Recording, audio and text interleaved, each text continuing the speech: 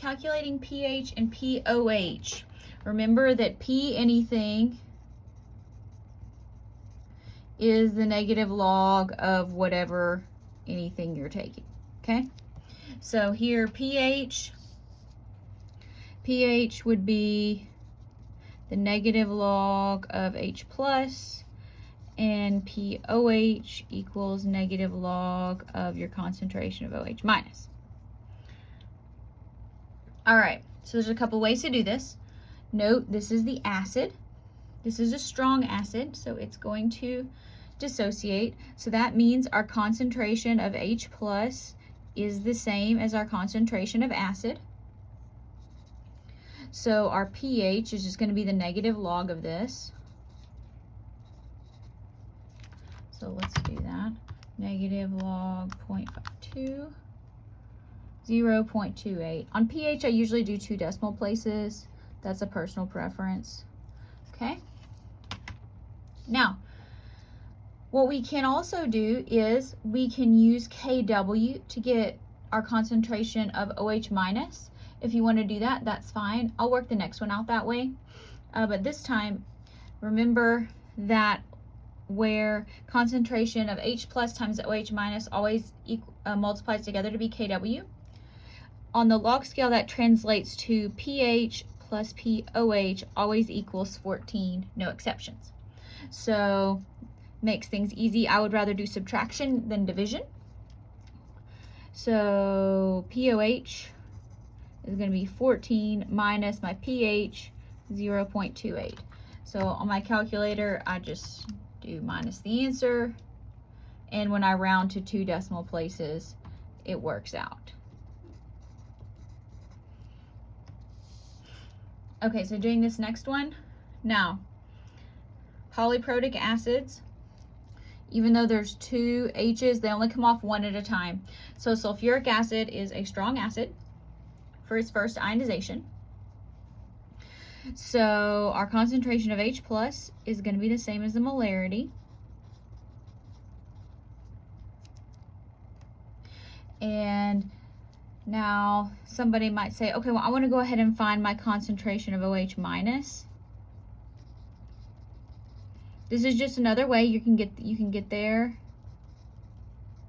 the same way as using the subtraction. I just want to show this method this time.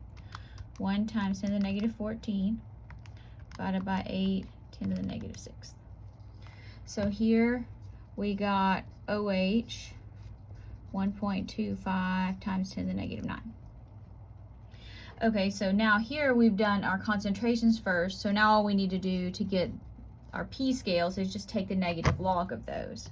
So negative log 8 times 10 to the negative 6th, 5.10. And for our pOH, we're going to take negative log of 1.25, 10 to the minus 9, 8.90. Now, just for those of you, 8.90 plus 5.1 equals 14. So you get the same answer no matter which method you choose. Pick the one that you like best. There's not one that's more right than the other. I have a personal preference, but that's me. Okay, so here we have hydroxide. Lithium hydroxide is a strong base.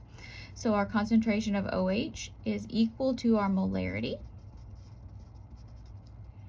So pOH is going to be the negative log of this.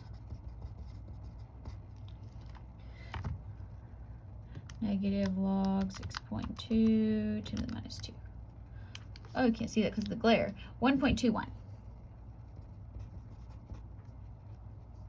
I'm going to go back to using the subtraction method here. And again, when you're working these problems, you don't have to show me this much work.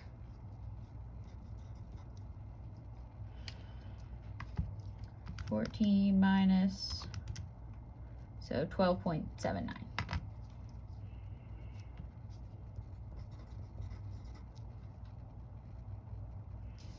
All right, now be careful here. There are a couple of the strong bases that have more than one hydroxide. So when this breaks up every 1 mole of barium hydroxide gives you 2 moles of OH minus, because bases dissociate completely both hydroxide groups. So since this gives you 2 of these, you have to double your molarity. So just be very careful there. So our concentration of OH minus equals 2 times this. So that gives us 0.01. So be careful there when you have those. I think there are like 2 of them. Calcium hydroxide and barium hydroxide are those, I believe.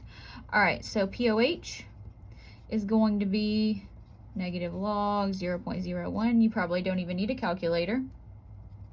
That's going to be 2, which means our pH is 14 minus 2, so it's going to be 12.